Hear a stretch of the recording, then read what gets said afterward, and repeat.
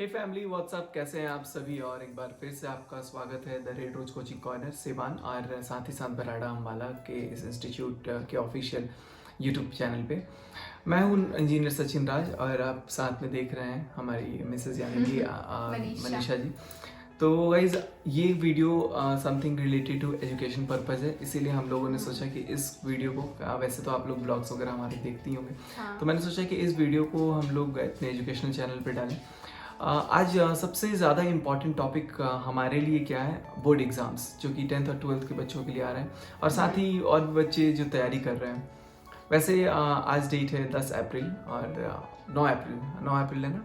9 अप्रैल है और 9 अप्रैल की रात हो रही है, तो ऑलमोस्ट 10 अप्रैल ही कह सकते हैं क्योंकि थोड़ी देर में डेट चेंज हो जाएगी। एग्ज़ाम स्टार्ट हो जाएंगे 6 मई से, यानी कि कुल मिला जुला करके आपके पास 25 डेज़ का टाइम है अपने बोर्ड एग्ज़ाम्स को प्रिपेयर करने के लिए। कोविड में आप लोगों ने पता नहीं कैसे पढ़ाई की है, कैसे नहीं पढ़ाई की है, but one thing I would say is that कि a piece of paper explaining your results will not decide your future, इसलिए उसकी टेंशन ना लें। But good learning, good knowledge दिमाग में होना ये बहुत ज़्यादा इंपॉर्टेंट है। आप कोई भी चीज़ पढ़ते हो तो आप ये मत सोच के पढ़ो कि आप एग्ज़ाम्स के लिए पढ़ रहे हो।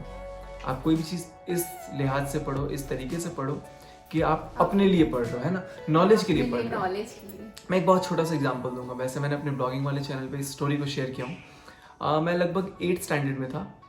6, 7, 8 में हॉस्टल में रहता था और मुझे बहुत रोना आता था।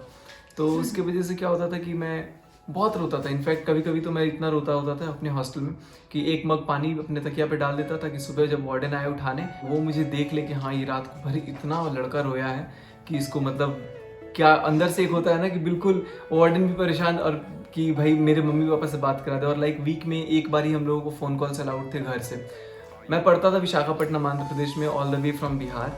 तो आप समझ सकते हैं कि हॉस्टल में रहना कितना टफ था मेरे लिए खास करके। और उसके बाद से होम सिक की वजह से मैं 8th में 30% ही सिर्फ स्कोर कर पाया और 30% स्कोर करने के बाद मुझे कहीं ना कहीं लगा कि शायद मैं पढ़ नहीं पाऊंगा। और मेरे फादर खुद बीइंग अ स्कूल डायरेक्टर, आज 2 स्कूल्स हैं हमारे, तो हमें भी ये लगता था कि यार कितना ज़्यादा मतलब मैं वीक हूँ। फिर मैंने अपने आप, मेरे को मैम बुलाई, हमारी मालिनी मैम, वहाँ विशाखापट्टनम में एक बहुत अच्छा स्कूल है श्री प्रकाश विद्या निकेतन, आप लोग ज़रूर सर्च कीजिएगा उसके बारे में, मैं वहीं से पढ़ा हूँ। और वहाँ स्कूल में जब मैं गया तो मैं पहली बार पास हुआ 9th के फर्स्ट टर्म में, क्योंकि मैंने ठान लिया मुझे पढ़ना है। मैंने डिसाइड किया कि नहीं, मुझे चाहे कुछ भी हो जाए मुझे पढ़ना है। और मैम ने फिर मुझे वो चॉकलेट दिया and that chocolate literally motivated me a lot. मैंने सोचा कि यार इतना टीचर्स मेहनत करते हैं, इतना सब वो लोग पढ़ाते हैं, मैं पढ़ता क्यों नहीं हूँ, क्यों मैं घर जाने के चक्कर में रहता हूँ। तब मुझे दिमाग में नॉक हुआ कि नहीं सचिन, पढ़ाई से इम्पोर्टेंट कुछ नहीं है।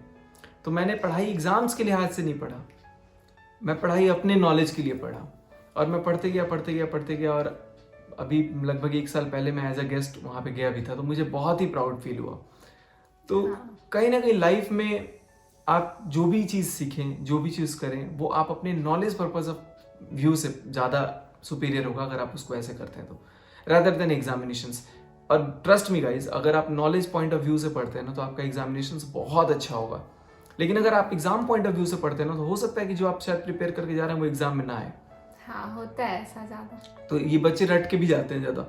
तीसरी चीज़ क्या है कि पढ़ें कैसे।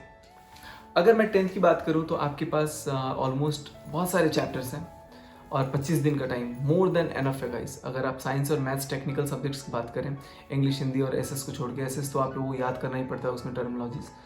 तो दिन के 24 घंटे में से आई थिंक मिनिमम आपको 10 आवर्स टू 12 आवर्स अपने स्टडीज़ पे इन्वेस्ट करना अभी के लिए उचित होगा उन बच्चों को जो 60% भी स्कोर नहीं कर पाए अपने लास्ट एग्जामिनेशन में। तो आपने क्या करना है, आपने फुल एफर्ट्स डालने हैं।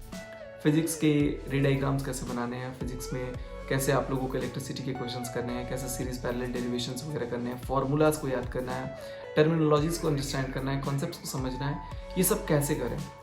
ट्रस्ट मी गाइज, अभी हम लोग इसी चैनल पे अगले 5 से 6 दिन के अंदर मैं कोशिश करूँगा अपना बेस्ट कि वीडियोस, चूँकि मैं ज़्यादा बिजी होता हूँ स्कूल्स में, कोचिंग्स में, और यूट्यूब चैनल भी मेंटेन करना और फिर बहुत सारी चीज़ें होती हैं at the back of my mind जिसकी वजह से मैं बिजी होता हूँ। लेकिन आप लोगों के लिए एग्जामिनेशंस पॉइंट ऑफ व्यू के लिए मैं आपके लिए कोशिश करूँगा कि 10th का सिलेबस एटलीस्ट अगले हफ्ते 10-15 दिन के अंदर वाइंड अप हो जाए इस चैनल के ऊपर, स्पेशली फिजिक्स और केमिस्ट्री का।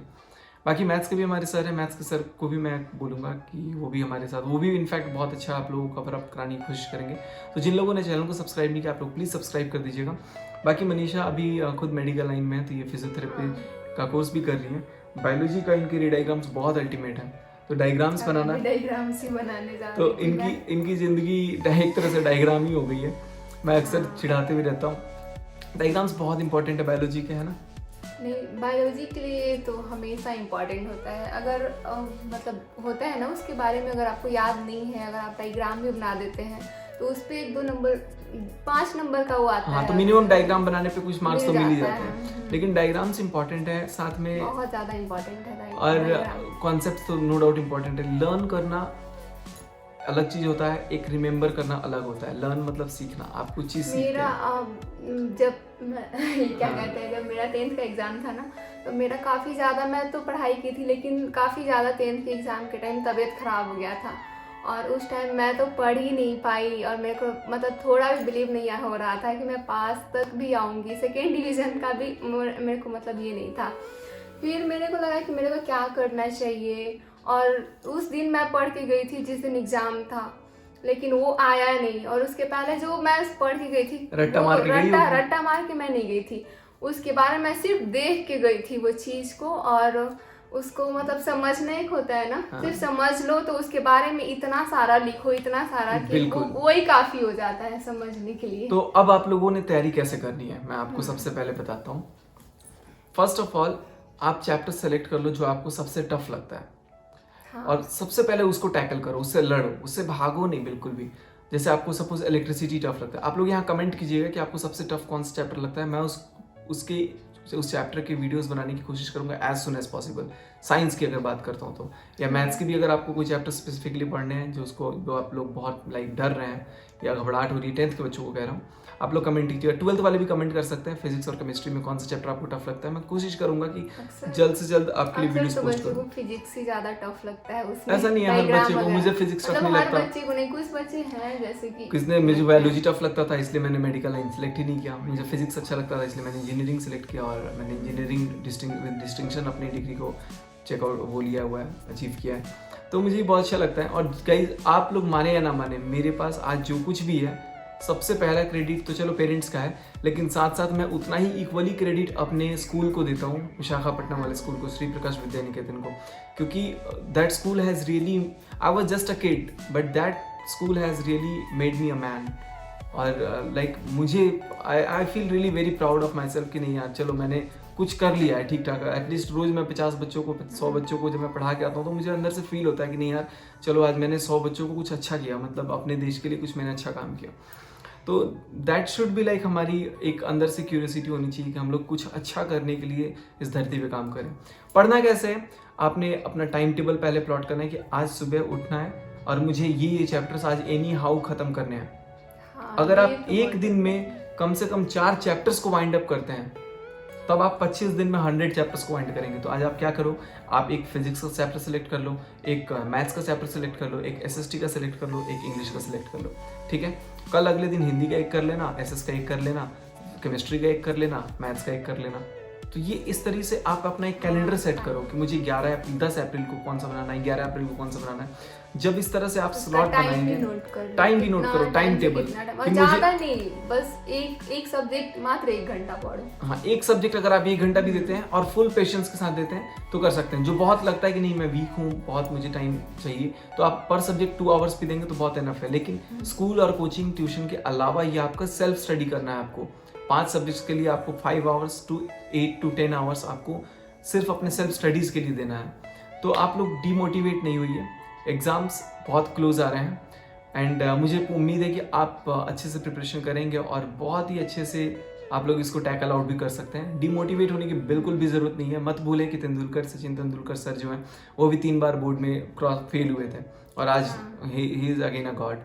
तो हम लोगों को कहीं ना कहीं देखना है कि if he is a god of cricket, may be आप इंटरेस्टेड है फुटबॉल में तो ठीक है, पढ़ाई is a different chapter and your life is a different chapter, your passion is a different chapter. Be passionate and to whatever you like, मतलब जो भी आपको चीज़ पसंद है, आप जो चीज़ में इंटरेस्ट दिखाना चाहते हैं आप उसके लिए एकदम पैशनेट रहिए कि नहीं मुझे ये करना है। लेकिन अभी हमें पहला ये सीढ़ी पार करना है, इसलिए 10th और 12th पे ज़्यादा से ज़्यादा आप लोग फोकस करें। किसी को कोई डाउट होता है, कोई चैप्टर्स में क्वेरी है, तो आप लोग प्लीज़ इसमें कमेंट सेक्शन में डालिएगा, ताकि मैं भी समझूंगा कि मुझे कौन से चैप्टर्स पे सबसे जल्दी वीडियोज़ डालने हैं। उम्मीद है कि आप सभी को ये वीडियो पसंद आया होगा। वीडियो अच्छी लगी होगी तो एक लाइक बनता है, और चैनल पर नया है तो सब्सक्राइब ज़रूर कीजिएगा। और हाँ, अगर आपके घर में कोई भी छोटी बहन, भाई, कोई भी फ्रेंड्स एंड फैमिली रिलेटिव्स हैं, आप इस चैनल को एक बार शेयर ज़रूर कीजिएगा, क्योंकि मुझे पूरा उम्मीद है और पूरी विश्वास के साथ मैं ये कह रहा हूँ कि ये चैनल आपके लिए बहुत काम आएगा। आपके लिए नहीं, आपके बच्चों के लिए नहीं, तो आपके भाइयों के, आपके बहनों, किसी न किसी के लिए ज़रूर ये चैनल काम आएगा। और इसमें बहुत सारी, जो लोग ट्राई करना चाह रहे हैं वो भी कमेंट करें कि हाँ मैं करूँगा। बिल्कुल, और मेहनत कर सकते हैं हम लोग। फर्दर कोशिश करेंगे कि और भी कुछ एप्टीट्यूड वाले क्वेश्चंस वगैरह भी हम लोग इस पर सॉल्व करें, और बहुत सारी चीज़ें आप लोगों को मैं बताऊंगा धीरे धीरे। तो उम्मीद है कि आप लोग बस अपना प्यार यूं ही बनाए रखेंगे। Thank you so much guys for joining us. Lots of love to each and everyone. Bye bye, जय हिंद।